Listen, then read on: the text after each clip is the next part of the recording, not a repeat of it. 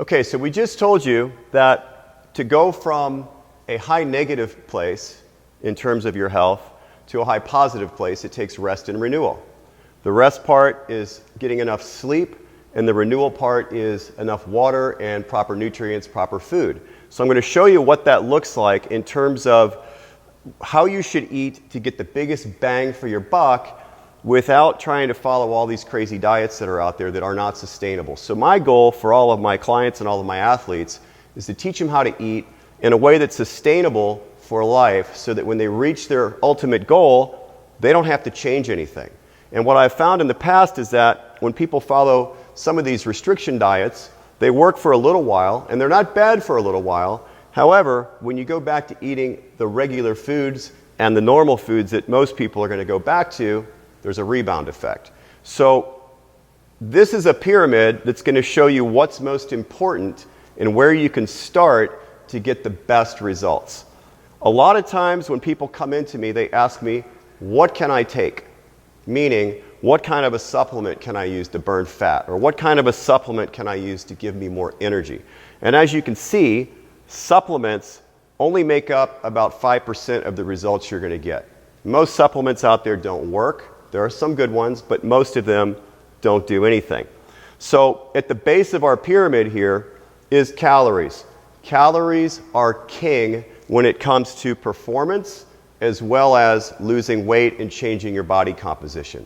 There's no way around the energy equation. If you want to lose weight, you have to eat less and burn more calories. If you want to gain muscle, you have to eat more calories than you're burning to fuel that growth. There are some exceptions to that rule. If somebody's taking performance-enhancing supplements, they can get away with not eating enough food and still gaining muscle.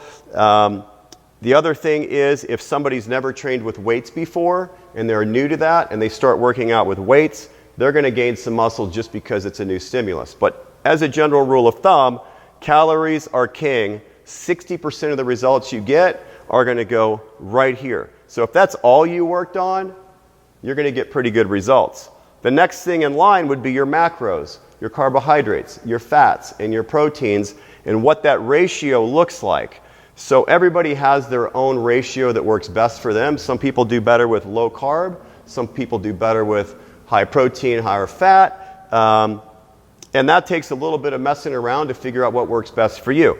But even within that whole scenario, 20% of your results come from that. So it's not a huge amount of difference, but it is another 20%. Next in line is food quality. So if you're trying to lose weight, change your body composition, or improve your performance, about 10% of your results come from what you're eating and the quality of your food. Now, I'm not saying that food quality is not important. It is very important to build quality tissue, to make sure that all your tendons and all your ligaments are strong enough to handle the workouts that you might be doing. So for longevity, food quality is king, right? That's a big deal. So don't misunderstand what I'm saying. Food quality is very important, but in the terms of losing weight and changing your body composition, it's not as important. So the next thing on our pyramid here is timing. When should you eat your meals? Some people like to fast all day. Some people like to eat 5 meals per day, and other people just want to do 3 meals or 1. Whatever works for you is fine. It's only 5% of the equation. Last thing that we've already mentioned, supplements. Supplements will give you a little bit more of an edge. So what I tell my clients is, let's nail this first, and let's try to work this in there with it.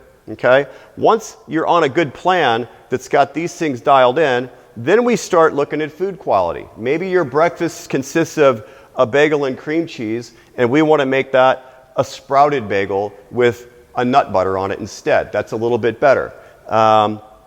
Maybe we go from that to a sprouted bagel with some good quality eggs, a little bit more protein. That's a little bit better. Now you're getting about 90% of the results you need, and then we start working on timing. So I'm going to show you a really easy way to put all this into play in 5 steps so that you don't have to try to do it all at once.